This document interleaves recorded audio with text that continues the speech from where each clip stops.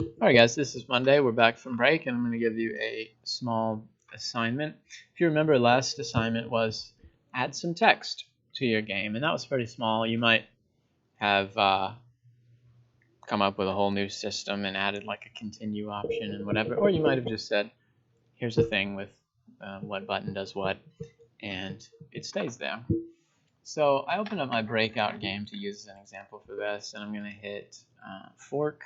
Looks like they changed the interface a tiny bit. Fork is over here now, but that should be fine. And I will adjust the frames to fit all the stuff. See how fast it runs. But you remember the Breakout game, as some of you are using it as your project. It's kind of like the Pong, except you move on the bottom and then you hit the brakes and they disappear.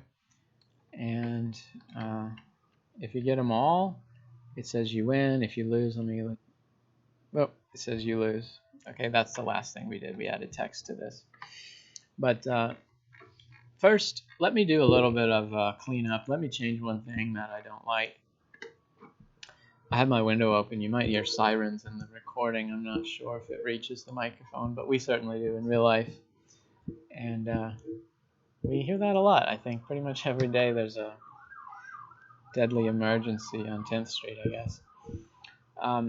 If you remember, I did this with my Space Invaders game where I automated the creation of the objects, right? So when we have the bricks in our 3x3 grid, you could just make one, make another, one at a time, and that was good practice at first, but that's kind of ugly, and we can do better than that. So I'm gonna, this isn't today's lesson, but I'm gonna do this anyway to show you how you can use loops for efficiency.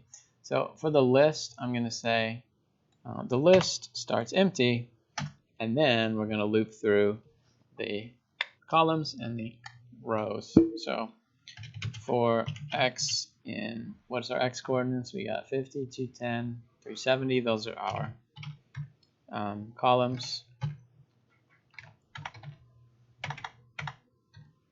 Right, I guess so.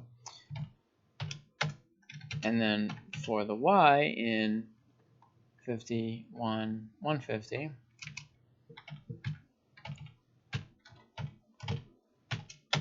then we're gonna append a brick with that x and y. And then we can delete all that. We don't need that anymore. And isn't this more beautiful to do it in a nice quick loop? I didn't type it right. Then if I hit run, it'll make the 3 columns just like before. No difference in the output, but difference in the code to where A, this takes fewer lines. B, if I wanted to change one, I could just change the columns or rows and not have to like dig through the individual things. So that's not today's lesson. I just wanted to show that it's a good thing to do. Today's lesson is subclasses. Okay, we have classes like this has a brick. It has one for the paddle. It has one for the ball. If you make a platformer, there's one for the guy and the platforms and maybe an item or an enemy. In Space Invaders, we have one for the ships and the bullets and so on. But often you'll have subclasses where you make one parent and then they have little variations of not entirely new ones, but a little bit different. So for example, in our Space Invaders, I showed how I made a ship class, and then there's a player one and an enemy one, but they're not really separate enough to do their own thing. If I made the player class, I would say the hitbox and how it moves and how it shoots and how it's drawn. And then if I made the enemy class, it would be all that same stuff again, and I don't want to repeat myself. So I say, here's a ship, and then player and enemy have different versions. This one moves over here and then shoots up. These move over here and shoot down. In my platformer example, we made platform, and then we made a class for the moving ones that are pretty much the same, except every frame they just tick up a little bit. And I'm going to do another example of that in here. So often in Breakout, there are some bricks that are different. Like there's one concrete invincible brick that doesn't break, and you have to bounce around it and get all the other guys. But there's one like different one. So let's do that because it's going to be very quick. And the way I'm going to do that is under the brick class. Maybe it doesn't have to be under, I don't know. I'm going to give a new class. I'm going to call it Invincible Brick. And then in parentheses is the parent class. Okay, so this means it inherits all the stuff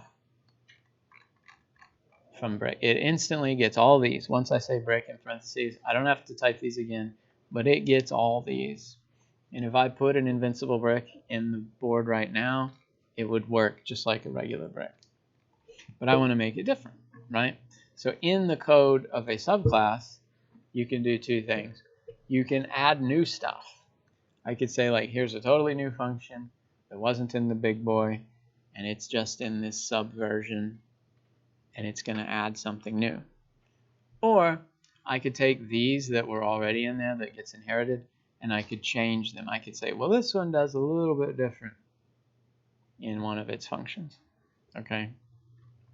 So the invincible one, what's it going to do different?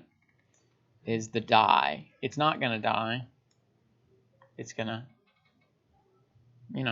persist. So I'm going to say, well, the die function is going to be different. Instead of doing all this stuff, it's going to do nothing. Okay? It's going to say, we're still going to accept that message. Like when the ball hits it, it sends the message to say, hey, go ahead and die, buddy. And this brick is going to take that. It's going to say, all right, there's no error. We know what you mean. We're just not going to do it. Okay. So its die function is just pass, which means nothing happens. I guess you could make something happen, like it, flashes or whatever, but this is the simple version. And then we probably also want to change one more thing, which is the look. You don't want it to be a surprise. I mean, I guess some games have traps and things where it's like you don't know what you're running into. Over the break, I've been playing Dark Souls. I know it's not new. It's a game from like 10 years ago, but I've been playing Dark Souls. Lovely game. And it has like treasure chests where you find an item, but every once in a while, a treasure chest is a trap and it's a monster that eats you. And that's kind of fun. So let's do a different look. And probably what I should do is make a variable for the color, and then the show function uses the color, and blah, blah, blah. But if I want to just do an example in 5 seconds, I'm going to make a new show function and put it in there, and then change the color. Okay, and say, in my mind, the unbreakable ones are like concrete, so I'm going to say gray. And that's it. That's the invincible brick class. It doesn't die, and it looks different, and everything else is the same. The collision is the same. The initializing is all the same. Okay? We just need to put it in the board, right? If I didn't do this loop thing, I could just change that one line for the one I want to change. But now that it's in a loop, I just have to say, hey, if we're in this one spot, we're going to do it differently. So I think it would seem reasonable to do the middle. Like the middle guy is going to be our unbreakable guy. So let's make that one different. I'm going to say if x is 210, which is the middle one, and y is 100, which is the middle one, then we're going to make an invincible brick at xy coordinate instead of a regular brick. But if it's any of the other things else, then it still does the same. It makes a regular brick. Okay, so now when I hit run, it should be the middle one is different in the look and the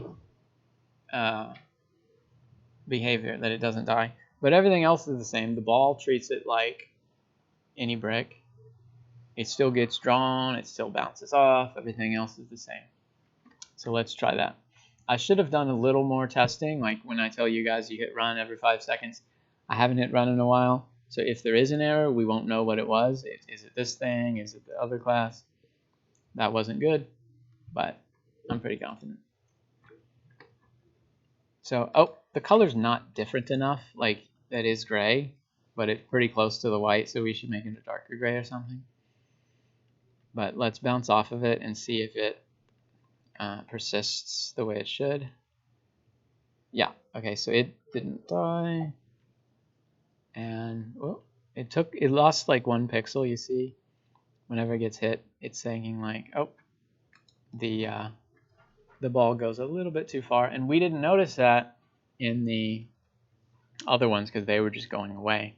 So we have to change our collision a tiny bit where the ball bounces like 1 frame earlier, or the brick redraws itself to get that little tiny bit. And whenever you make a new change, you might realize that something has been there all along. That's a slight error, but it's not a big deal. Also, that kind of sort of fits, you know, if you imagine like the concrete doesn't get destroyed, but the chip happens, you know, like it loses 1% of its health instead of 100 like the other ones do. But anyway, that is an example of a subclass, and this is what I want you guys to do, is to add a subclass to your code. Maybe you already do, a few people already do, but I want everybody to practice it. The reason is because what we're going to get into soon is using the Pygame class called Sprite. Sprite is for adding an image onto your screen, you know, an image of Mario in a certain pose or whatever. And when we do that, we're going to make our stuff a subclass of Sprite. So it's going to inherit all that stuff plus whatever we add. And I want to make sure that everybody knows how that works and everybody has practiced it. So let's practice it with our own ones that we make. If you add a feature, that's perfect for subclasses. Like if you have platforms in a platformer and you want to make one that's a little bit different. It's a spring, it's an elevator, it's a, like, you know, a lot of games have like time elements, like they blink in and out, and when it's ghost form, you fall through it, but then when it's corporeal, you land. It could be something like that. Or maybe you don't add a feature. Maybe you just combine 2 classes that were already there, like in my Space Invaders when I made the player ship and the enemy ship, and I said, wait a minute, these are pretty much the same. And I said there's one main class and they're just subs of the big boy. You might do that as well, but the point is, today, your assignment, make sure your code has a subclass of some kind. All the syntax is very easy. All you have to do is put your thing in parentheses.